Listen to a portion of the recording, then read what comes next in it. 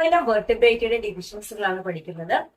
രണ്ട് ഡിവിഷൻസ് ആണുള്ളത്. ഒന്ന് എഗ്നാത്ത, രണ്ടാമത് ഗ്നാത്തോസ്റ്റൊമാറ്റ. അതിൽ എന്താണ് എഗ്നാത്ത എന്ന് നമുക്ക് നോക്കാം. എഗ്നാത്ത ഓർ എനാത്ത മീൻസ് ജോലെസ് ആനിമൽസ്. അതായത് അപ്പർ ആൻഡ് ലോവർ ആയിട്ടുള്ള ജോ ആയിട്ട് കാണപ്പെടാത്ത ജീവികളാണ് എഗ്നാത്ത വിഭാഗത്തിൽ വരുന്നത്. ജോലെസ് അക്വാട്ടിക് ആയിട്ടുള്ള വെർട്ടിബ്രേറ്റ് വിത്ത് സർക്കുലർ മൗത്ത്. അപ്പോ ഇതിൽ വരുന്ന എഗ്നാത്തയിൽ വരുന്ന ക്ലാസ് സൈക്ലോസ്റ്റൊമാറ്റയാണ് നമുക്ക് പഠിക്കാനുള്ളത്. സൈക്ലോസ്റ്റൊമാറ്റയിൽ വരുന്ന ജീവികള് മത്സ്യങ്ങളെ പോലെ തന്നെയായിട്ടുള്ളതായിരിക്കും. മറൈൻ ആയിരിക്കും പ്രധാനമായി ഇവര്.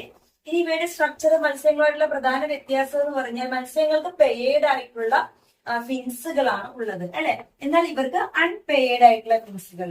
പിന്നെയോ മത്സ്യങ്ങളിൽ കാണപ്പെടുന്ന സ്കെയിൽസുകൾ അല്ലെങ്കിൽ ചെതമ്പലുകൾ നമ്മൾ പറയും. എന്നാൽ സൈക്ലോസ്റ്റൊമാറ്റയിൽ വരുന്ന ജീവികൾക്ക് സ്കെയിൽസുകൾ ആബ്സെന്റ് ആണ്. അപ്പോ devoid of scales and paired fins സൈക്ലോസ്റ്റൊമാറ്റയുടെ ഫീച്ചർ ആണ്. പിന്നെ എന്താണ് ജീവികളുടെ ആഹാര രീതി എങ്ങനെയാണെന്ന് ചോദിച്ചാൽ ഇവര് ectoparasite on some fish.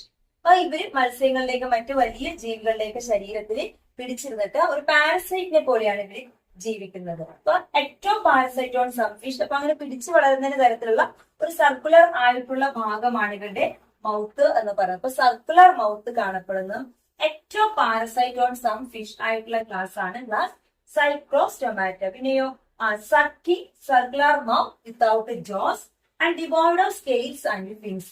ഇനി ഇതിൽപ്പെട്ട ജീവികൾ മറൈൻ ആണ്. പക്ഷെ ഇവര് ഈ മറൈൻ ആയിട്ടുള്ള ജീവികള് ഫ്രഷ് വാട്ടറിലേക്ക് വരുന്നുണ്ട് അവയുടെ സ്പോണിങ്ങിന് വേണ്ടിയിട്ട്. സ്പോണിങ് എന്ന് പറഞ്ഞാൽ മുട്ടയിട്ട് കുഞ്ഞുങ്ങളെ ഉത്പാദിപ്പിക്കുന്നത്.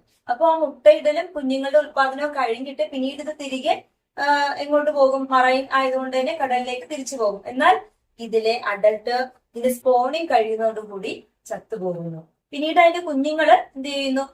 കടലിലേക്ക് തിരികെ പോവുകയാണ് ചെയ്യുന്നത്. അപ്പൊ ഈ ജീവികള് സ്പോണിങ്ങിന് വേണ്ടി മാത്രം മറൈനിൽ നിന്ന് ഫ്രഷ് വാട്ടറിലേക്ക് വരുന്നു.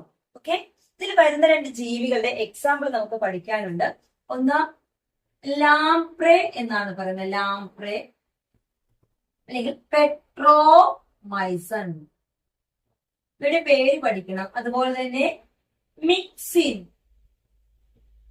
Hag fish. പരീക്ഷയ്ക്ക് ഇവരുടെ പേര് തരാറുള്ളതാണ്. ലാംബ്രേ, പെട്രോമൈസൺ, മിക്സിൻ, ഹാഗ് ഫിഷ് ആണ്. അപ്പൊ ഈ ഒരു ഡയഗ്രം നോക്കുക. ഈ ഡയഗ്രം തന്നിട്ട് ഇത് ഏത് ജീവിയാണ് ഏത് ക്ലാസ്സിൽ വരുന്നതാണെന്ന് ചോദിക്കാറുണ്ട്.